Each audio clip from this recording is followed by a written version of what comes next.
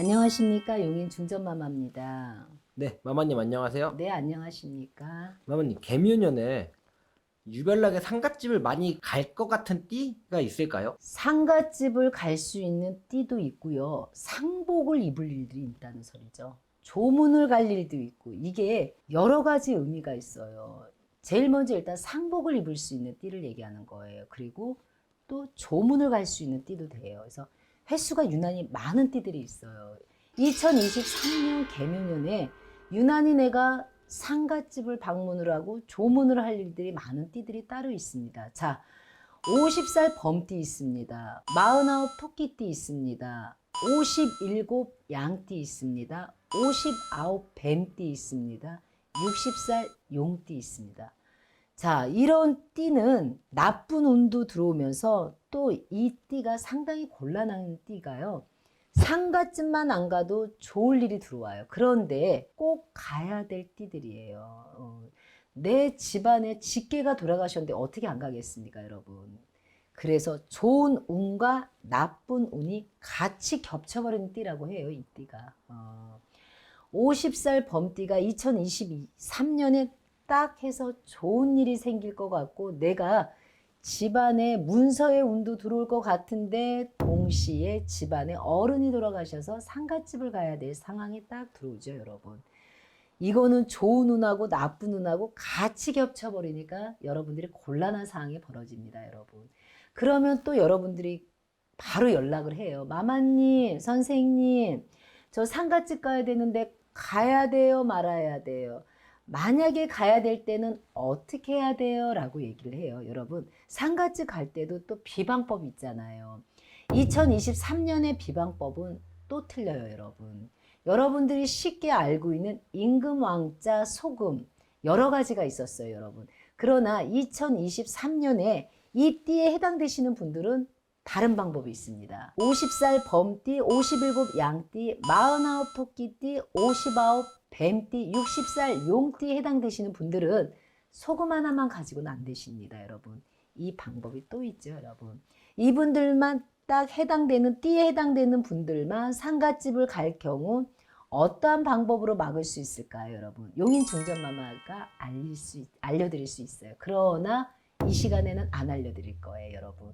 자, 일단은 메모를 하세요, 여러분. 상복 입을 수도 있고 조문 갈 일들이 많은 띠들이 바로 이 5띠입니다. 이 5띠들은 여러분들이 여태 알고 있는 소금 가지고도 안 되고 임금왕자 가지고도 안 됩니다. 개묘년에는 이 띠에 해당되시는 5띠에 해당되시는 분들 따로 상담을 받으시든가 따로 연락을 해주시면 이분들에 맞는 상문 처리법, 상갓집에 가서 내 상문살이 비껴가는 법이 따로 있습니다, 여러분. 안녕하십니까. 용인 중전마마입니다. 네, 마마님 안녕하세요. 네, 안녕하십니까. 네, 오늘은 이제 마마님이 되게 아실 것 같아서 질문을 하나 드리고 왔습니다. 장례식에 대한 규칙사항을 조금 말씀해 주세요. 여러분들은 장례식장 그러면 일단은 무엇을 어떻게 해야 되는지 모를 때가 상당히 많아요. 자, 제가 불교인데 돌아가신 분은 교회예요. 선생님, 절을 해야 돼요, 말아야 돼요? 제가 얘기했죠. 여러분, 마지막 인사를 나누는 곳이 어디예요? 장례식장이에요. 죽은 자와 산 자와 마지막 인사를 나눠야 됩니다. 어떤 방식을 통해서도 나눠야 됩니다. 자, 정말 주위에 쳐다보는 시선 때문에 절은 못하겠어요 하시는 분들이 있어요. 그러면 머리를 숙여서 인사라도 해주셔야 되는 거예요. 여러분들이 잘못 알고 있는 게 하나 있더라고요. 장례식장, 상갓집이라는 곳은 살아있는 자를 통해서 가는 곳으로 알고 있는데 그러지 않습니다, 여러분. 죽은 자와 산 자의 마지막 인사하고 예의를 갖추는 곳이 장례식장이에요, 여러분. 그러니 종교적인 거를 떠나서 여러분, 이분한테 내가 예의를 갖춰서 절을 하고 싶으시면 종교 문화 떠나서 절을 하십시오, 여러분. 그게 그 죽은 자에 대한 예의입니다, 여러분. 이것도 못하겠고 저것도 못하겠어요. 마지막 인사를 못하면 어떻게 돼요? 여러분 따라다닌단 말이에요, 그분은. 인사를 받기 위해서. 그게 죽은 자와 산 자의 차이점이에요, 여러분. 그러니 장례식장 가서는 꼭 인사를 하셔야 됩니다. 어떤 방식을 통해서라도.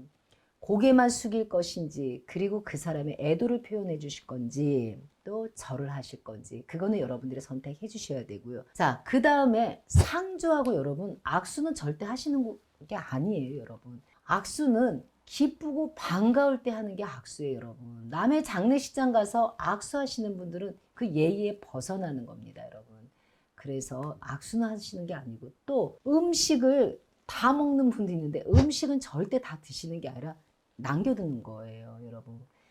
허기를 채우러 가는 곳이 아니에요, 장례식장은, 여러분. 음식을 간단하게 드셔도 꼭 좀 남기셔야 됩니다. 그게 또 예의입니다, 여러분. 장례식장에 가는 예의예요.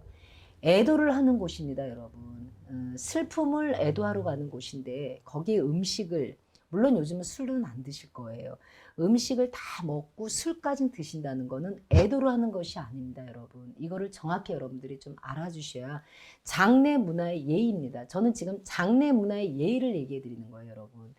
그렇게 해야지만 여러분들이 좀 편안하게 상갓집을 갔다 와요.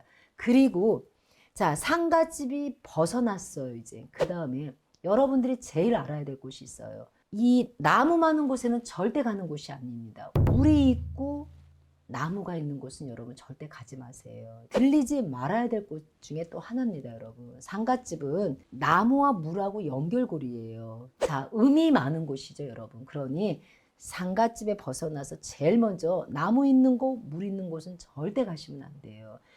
상갓집에 한번 여러분들한테 물어볼게요. 잘 한번 생각해 보세요. 상갓집에 혼자 가는 경우 있나요, 없나요? 거의 없어요. 상갓집은 거의 같이들 많이 가세요. 왜? 기가 약한 분들이 많단 말이에요. 기가 약한 분이 많아서 상갓집은 같이 조문을 하는데, 저는 그런 거 전혀 문제 없습니다라고 지금 이 방송을 통해서 들으신 분들은 하나 알아야 될 거 있어요. 여러분만 생각하시면 안 돼요. 가족을 생각하셔야 돼요. 남편이 상갓집 갔다 와서 우리 아이가 자꾸 아파요. 이거 상문입니다, 여러분. 자, 가족도 생각해 주셔야 돼요, 여러분.